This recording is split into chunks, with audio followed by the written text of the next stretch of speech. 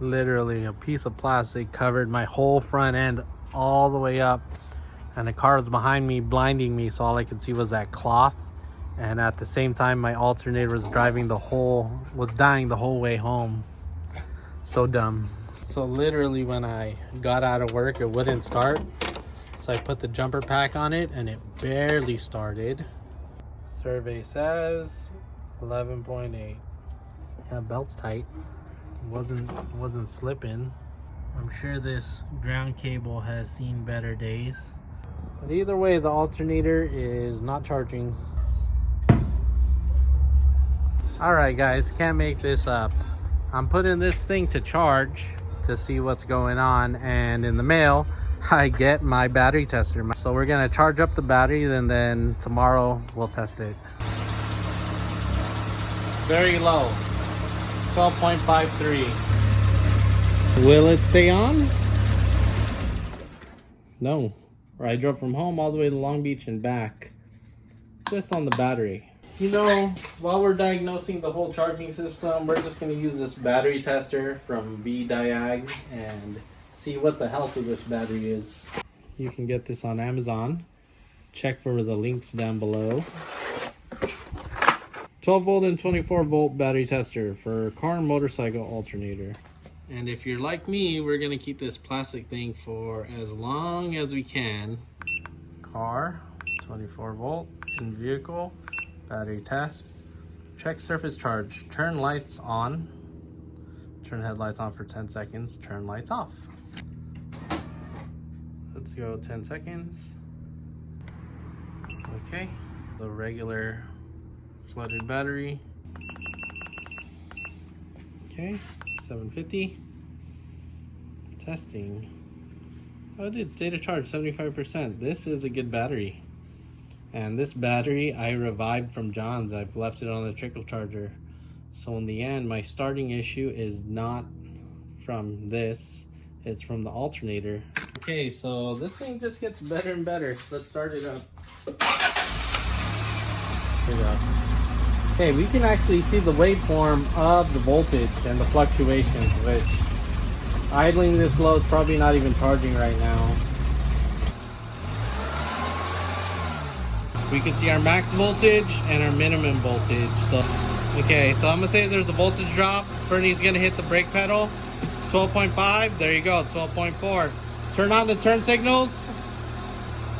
There you go. There's our voltage drop. Back.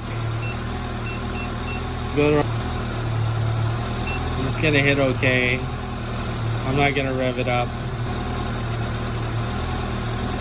Output low.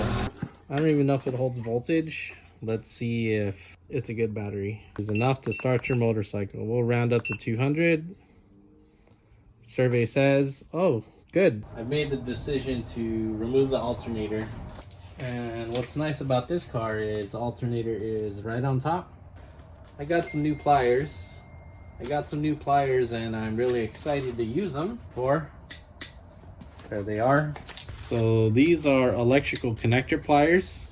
This goes on the bottom of the connector, and then this goes to the pin that you push. Okay, so the negative is off. A little awkward, but give it a little wiggle and a little pull. Get that off. Twisting the whole stud out. Hold on. Literally saved the day with this little wrench. So these are good to have because I literally shoved it right there, and then I was able to loosen the nut. That should crack loose.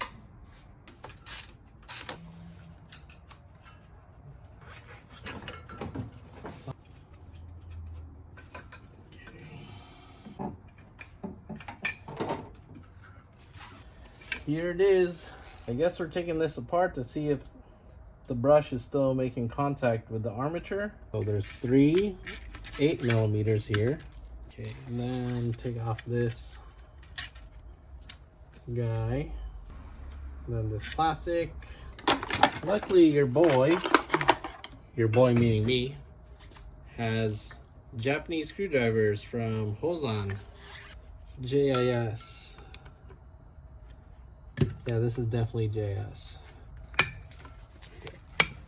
Okay, Did I mention I have no idea what I'm doing? Little baby hammer and try. Armature looks good, not too much scores on the armature. The brushes actually are still springing. So I'm gonna say the internal regulator has crapped out. Been waiting to see what I can do with the alternator, but in the meantime, I ripped off the carb and I was gonna replace the seat. I'm just going to dip it in the sonic washer into some dirty vinegar.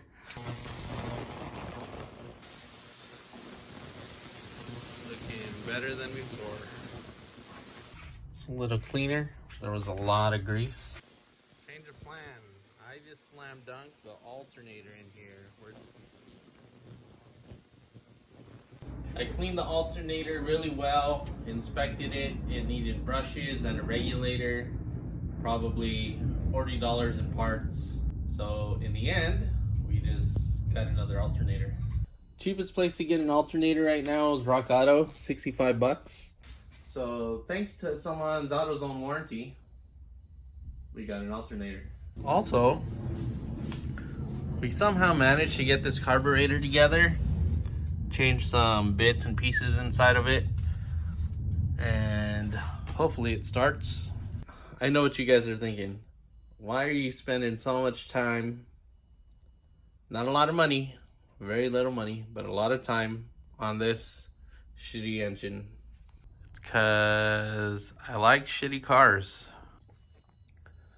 I mean, it would almost be the perfect opportunity to pressure wash and clean in here, because alternator's not in here, but we just need to get this back together.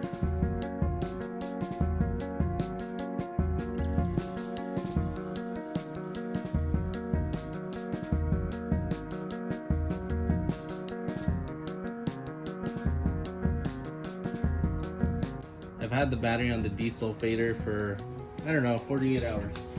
So let's see if there was any difference. I think it was about 76% health. 74, okay. So it did make a difference.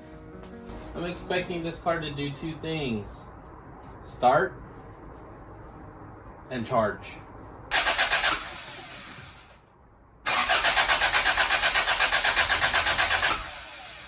At all.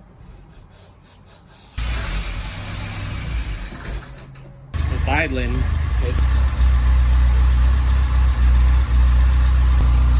Okay, one way to test if the alternator is charging, obviously the alternator light's not on, is if you take off the negative and it stays on, which it did, it stayed on. So we're going to reconnect the negative. Charging test.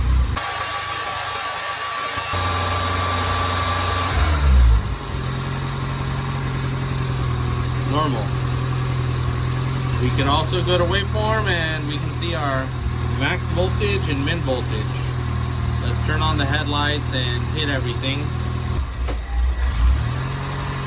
So our minimum voltage was 13.7. Previously it was 12.3. So you guys know what that means? That means it's better than before. Check the link description for a product code if you want this tool. I've always wanted one. Now I can test all my cars and realize all my cars are junk. Thanks for watching.